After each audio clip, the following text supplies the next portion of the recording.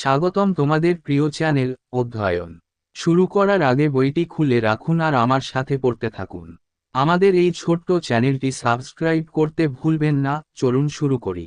The provincial executive, Dyaki or Dayaki, the most significant change brought about by the Act of 1919 was in the field of provincial administration.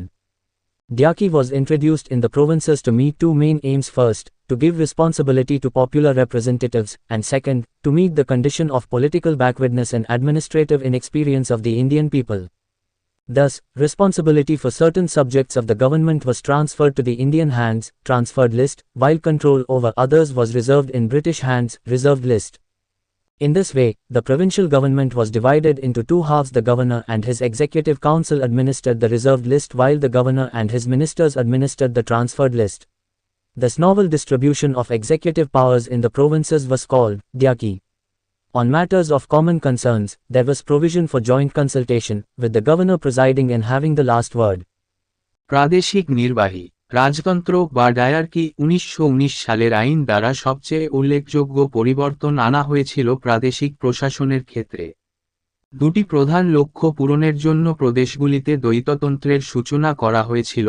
প্রথমত, জনপ্রিয় প্রতিনিধিদের দায়িত্ব দেওয়া এবং দ্বিতীয়ত, ভারতীয় জনগণের রাজনৈতিক অনগ্রসরতা এবং প্রশাসনিক অনভিজ্ঞতার শর্ত পূরণ করা।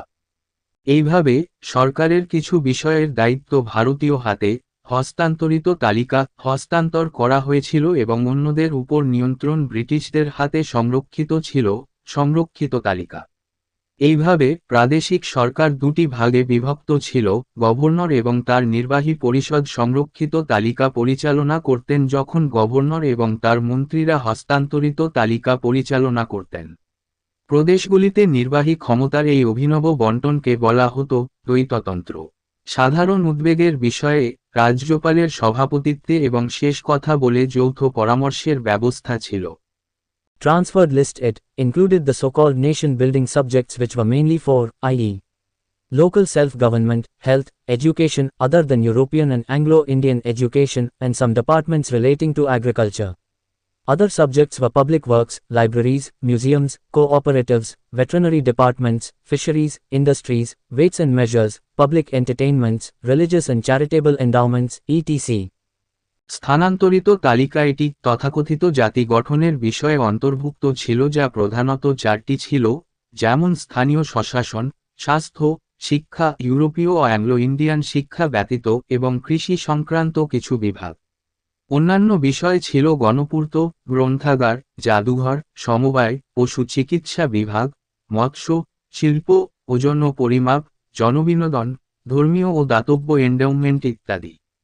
These subjects were administered by the governor, acting with ministers appointed by him from among the elected members of the legislature and who were responsible to the legislature. As per letter of the law, the ministers held office during the pleasure of the governor.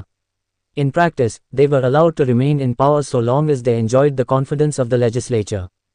এই বিষয়গুলি governor দ্বারা পরিচালিত হয়, যা আইনসভার নির্বাচিত সদস্যদের মধ্য থেকে তার দ্বারা নিযুক্ত মন্ত্রীদের সাথে কাজ করে এবং যারা আইনসভার কাছে দায়বদ্ধ ছিল। আইনের চিঠি অনুসারে মন্ত্রীরা গভর্নরের খুশির সময় পদে থাকতেন। বাস্তবে তারা এতদিন ক্ষমতায় থাকার অনুমতি পেয়েছিল যতক্ষণ তারা আইনসভার আস্থা উপভোগ করেছিল। Reserved list, it included all remaining subjects like land revenue, police, justice, printing presses, pensions, irrigation and waterways, electricity, mines, factories, etc. সংরক্ষিত তালিকা এতে ভূমি রাজস্ব, পুলিশ, বিচার, প্রিন্টিং প্রেস, পেনশন, সেচ ও জলপথ, বিদ্যুৎ, খনি, কারখানা ইত্যাদির মতো অবশিষ্ট সমস্ত বিষয় অন্তর্ভুক্ত ছিল। These were administered by the governor with the help of members of the executive council who were nominated by him and who were not responsible to the legislature. The governor and his executive councillors were appointed by the crown for a period of 5 years and were jointly responsible to the governor-general and the secretary of state. The number of executive councillors was fixed at maximum 4. এগুলি governor দ্বারা পরিচালিত হয় কার্যনির্বাহী পরিষদের সদস্যদের সাহায্যে, যারা তার দ্বারা মনোনীত ছিলেন এবং যারা আইনসভার কাছে দায়বদ্ধ ছিলেন না। গভর্নর এবং তার নির্বাহী কাউন্সিলররা 5 বছরের জন্য ক্রাউন দ্বারা নিযুক্ত হন এবং তারা যৌথভাবে গভর্নর জেনারেল এবং সেক্রেটারি অফ স্টেটের কাছে দায়ী ছিলেন। নির্বাহী কাউন্সিলর সংখ্যা সর্বোচ্চ 4 জন নির্ধারণ করা হয়। Role of the governor. He acted as the link between two halves of the executive and played a complex role. Instrument of Instructions was a document issued to the governor and it laid down the basis of relations between the provincial governors and ministers. It also defined special responsibilities of the governor which gave him wide powers to override his ministers.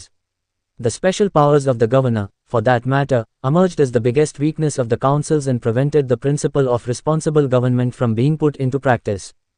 গভর্নরের ভূমিকা তিনি কার্যনির্বাহী বিভাগের দুটি অংশের মধ্যে যোগসূত্র হিসাবে কাজ করেছিলেন এবং একটি জটিল ভূমিকা পালন করেছিলেন। ইনস্ট্রুমেন্ট অফ ইনস্ট্রাকশন ছিল গভর্নরের কাছে জারি করা একটি নথি এবং এটি প্রাদেশিক গভর্নর এবং মন্ত্রীদের মধ্যে সম্পর্কের ভিত্তি স্থাপন করেছিল। এটি গভর্নরের বিশেষ দায়িত্বগুলিকেও সংজ্ঞায়িত করে যা তাকে তার মন্ত্রীদের ওভাররাইড করার জন্য ব্যাপক ক্ষমতা প্রদান করে। এই বিষয়ে গভর্নরের বিশেষ ক্ষমতা কাউন্সিলের সবচেয়ে বড় দুর্বলতা হিসেবে আবির্ভূত হয় এবং দায়িত্বশীল সরকারের নীতিকে বাস্তবে প্রয়োগ করা থেকে বিরত রাখে। Originally, the Act of 1919 applied to only 8 provinces: Bengal, Madras, Bombay, United Provinces, Punjab, Bihar and Orissa, Central Provinces, and Assam. In 1923, the Act was extended to Burma and sometime later to Northwestern Frontier Province. মূলত 1919 সালের আইনটি শুধুমাত্র 8টি প্রদেশ Bangla, Madras, Bombay, United প্রদেশ, পাঞ্জাব, বিহার এবং উড়িষ্যা, কেন্দ্রীয় প্রদেশ এবং আসামে প্রযোজ্য ছিল। 1923 সালে আইনটি বার্মা এবং কিছু পরে উত্তর পশ্চিম সীমান্ত প্রদেশে প্রসারিত হয়। The provincial legislature, or the provincial council, the Montfort reforms envisaged the introduction of a new principle called responsible government. The provincial councils were modified as per this principle in the following ways. প্রাদেশিক আইনসভা বা প্রাদেশিক পরিষদ মন্টফোর্ট reforms দায়িত্বশীল সরকার নামে একটি নতুন নীতির প্রবর্তনের পরিকল্পনা করেছিল। প্রাদেশিক পরিষদগুলি এই নীতি অনুসারে নিম্নলিখিত উপায়ে পরিবর্তিত হয়েছিল। Composition. In each province, unicameral legislature was created which was called the Legislative Council. It was to comprise a governor's executive council, elected members and nominated members. গঠন: প্রতিটি প্রদেশে এক কক্ষ বিশিষ্ট আইনসভা তৈরি করা হয় যাকে বলা হতো আইন পরিষদ। এটি ছিল একটি গভর্নরের কার্যনির্বাহী পরিষদ, নির্বাচিত সদস্য এবং মনোনীত সদস্যদের সমন্বয়ে। Numbers. The size of the provincial councils was considerably increased and it varied from province to province. The maximum number was 140 for Bengal and minimum was 53 for Assam, as against the maximum of 50 under the Act of 1909. Thus, while the Act of 1909 laid down the maximum number, the Act of 1919 specified the minimum. সংখ্যা: প্রাদেশিক পরিষদের আকার যথেষ্ট বৃদ্ধি পায় এবং এটি প্রদেশ থেকে প্রদেশে পরিবর্তিত হয়।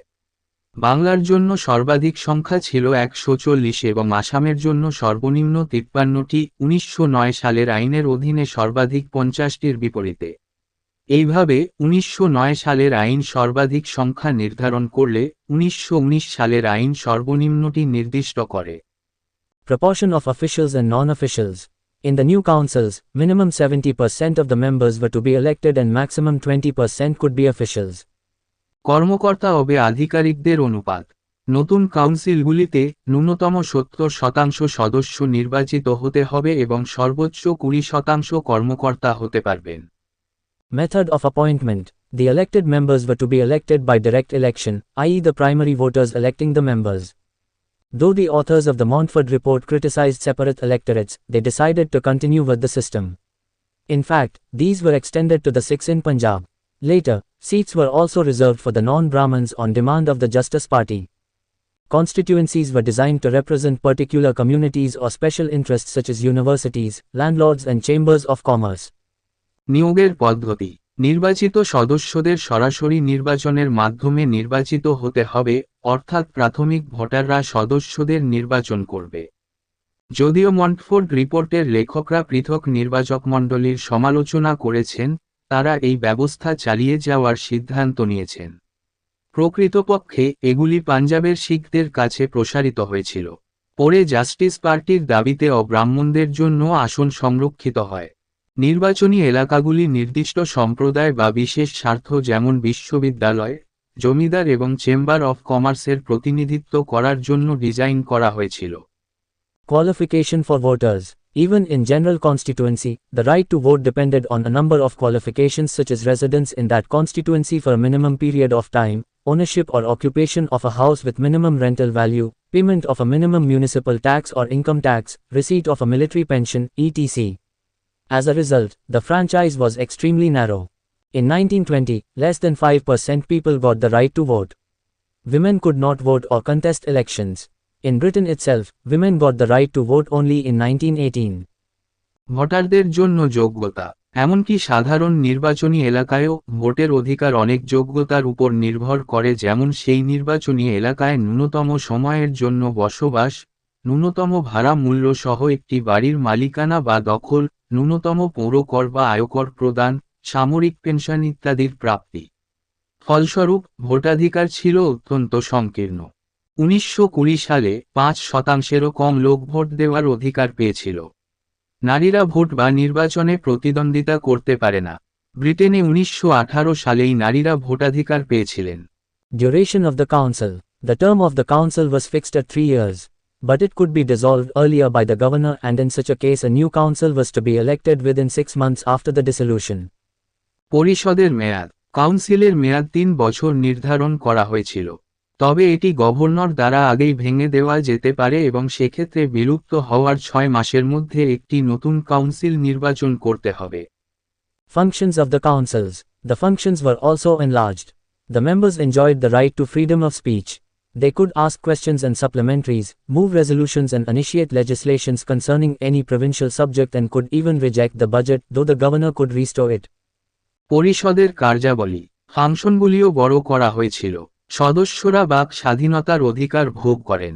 তারা প্রশ্ন এবং পরিপূরক জিজ্ঞাসা করতে পারে, রেজলিউশন স্থানান্তর করতে পারে এবং যে কোনো প্রাদেশিক বিষয় সম্পর্কিত আইন প্রবর্তন করতে পারে এবং এমনকি বাজেট প্রত্যাখ্যান করতে পারে, যদিও গভর্নর এটি পুনরুদ্ধার করতে পারেন। Criticisms of the Act of 1919. The Act of 1919 had the following major defects. 1. The absence of even partial responsible government at the center. 2. The continuation and even extension of separate electorates, even as the Montfort report had declared the separate electorates as a very serious hindrance to the development of the self-governing principle. 1919 সালের আইনের সমালোচনা। 1919 সালের আইনের নিম্নলিখিত প্রধান ত্রুটিগুলি ছিল: 1. কেন্দ্রে এমনকি আংশিক দায়িত্বশীল সরকারের অনুপস্থিতি। 2. পৃথক নির্বাচকমণ্ডলীর ধারাবাহিকতা এবং এমনকি সম্প্রসারণ, এমনকি মন্টফোর্ড রিপোর্ট স্বশাসিত নীতির বিকাশের জন্য পৃথক নির্বাচকমণ্ডলীকে অত্যন্ত গুরুতর বাধা হিসাবে ঘোষণা করেছে। 3. The special powers of the governor. Given these powers, the principle of responsible government could not be put into practice. 4. Introduction of dears. 3. রাজ্যপালের বিশেষ ক্ষমতা। এসব ক্ষমতা দেওয়ায় দায়িত্বশীল সরকারের নীতি বাস্তবায়িত করা যায়নি। এখানেই এই ভিডিওটি শেষ করলাম। পরবর্তী ভিডিওতে আমরা বাকিটা পড়ব।